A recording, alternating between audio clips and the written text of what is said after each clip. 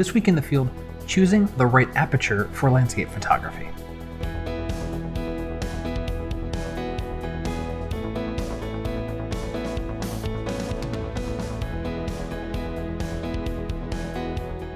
Hi everyone, I'm Scott Davenport and welcome to In the Field. So today is a Q&A episode, actually just one question about selecting the right aperture for landscape photography. If you've got questions about photography, hit me up. You can leave comments on the video below, contact me through my website. I usually turn an answer to you around in a day or so, and you might have your question featured on a future video. It's a great way to help fuel the idea engine for this show. So if you've been enjoying the videos, ask a question that really helps out. So today's question is from Alan, and he was asking about selecting apertures and why certain apertures are getting selected. Specifically, he was asking about full stop versus partial stop apertures. Full stops being like f8, f11, f16, and then things that kind of fall in the middle, the 7.1s or the f13s or so forth. And saying, so why do you choose to do that non-full stop aperture? And so sat back for a minute and thought about that. And I thought it'd be good to look at a few photos as well to see some examples of selecting the aperture. But I don't think that there's an advantage to having full stop apertures versus partial stop. And really, we're just measuring the diameter of that circle that we're letting the light come into our camera with. So how that's calculated or what size that is, not so much of a big deal. It's more about controlling the depth of field, right? So our smaller apertures, f16, f11, we get deeper depth of field. And that's really what drives the decision. And then tweaking it from there kind of depends on the situation. I thought we'd use some examples to kind of look through this. I just picked a few, purely based on the f-stop that happened to be selected. And so let me start with f16. So this one here is shot at f16.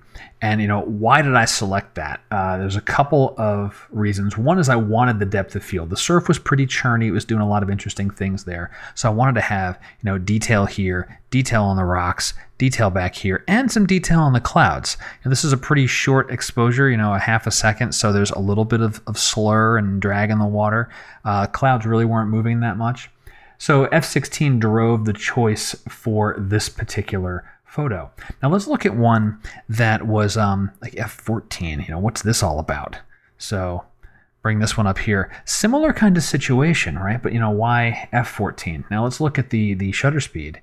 1/3 of a second. So it's already starting to get a little bit long. Now if I'd chosen f16, that would have made that more like a little bit longer. So maybe 1/2. I'm not sure. Maybe it would have been closer to 1 second, depending on what light was doing at that moment. And that started to become too much of a drag on the shutter for what I wanted with the water. So that's one reason that I changed the aperture from a full stop setting to a partial stop setting, an interim stop setting. I don't overthink it too much, but I just try and dial in a particular shutter speed that I want. I got one other example of an interesting value, f13. This is one of my favorite photos of all time, actually. So f13. Now that's kind of odd. Again, I usually start around f16, and I want to dial in, as close to that as possible when I want that depth of field. And so I was right up on top of this rock. So this area here is very close to the lens.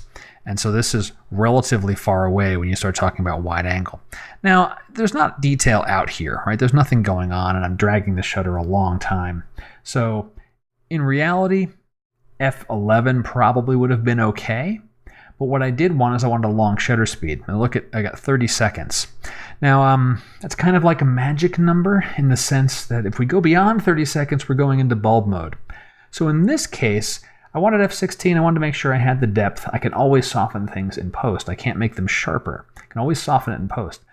But I was lazy, and I didn't want to go into bulb mode. I just wanted a really long exposure, and so I dialed back the aperture until I got to f13, and that let me get a 30-second exposure. I didn't have to change modes. I didn't have to get out a timepiece and start calculating exposure times and so forth.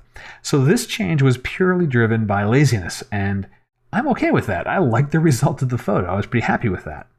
A couple other examples that, that's the higher end. F11, This one is a kind of pretty typical situation for an f11 shot for me. I mentioned it's similar to that previous shot we saw. The background, the sky is soft. There's not any detail out there. This needs to be crisp a little bit here, but this is motion. It's really about this particular rock, and from where I was, I want to make sure this area here and this area here was sharp, and everything else can have a little bit of softness to it. So f11 works fine, and again, the shutter speed worked for the scene that I wanted here. One more example on the extreme side, f4. Now, I don't do that much shallow depth of field work with my landscapes, and I probably should do more of that actually as I'm thinking about it.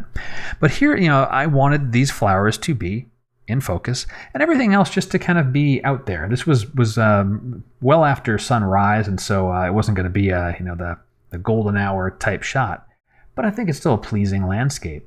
And so this is just another example of there's no fixed rule where you're saying, I'm a landscape shooter, I shoot at f16, end of story. This is an f4 shot, it works well, and the principle, the guiding principle, there's a tip of the week here. It's select the aperture that makes most sense for the look that you're after. Do you want the depth of field? Go down to f16.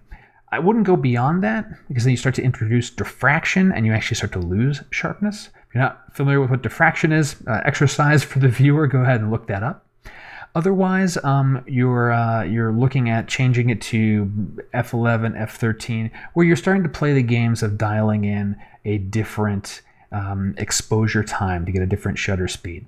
ISO is another way to play with that, by the way. Some of my shots you'll see where it says like ISO 500 or ISO 125.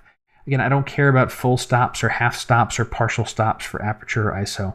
I just want to get the right look on my photo. And that'll do it for this week in the field. Alan, thanks for a really good question. It did make me stop and think about my photography, and I think I need to work some more shallow depth of field into my landscape work as a result. Again, if you've got questions, please send them in to me. You can contact me directly through my website. You won't have to wait around for a video to get an answer. I usually turn them around in a day or two. And until next time, my name's Scott Davenport. Happy shooting.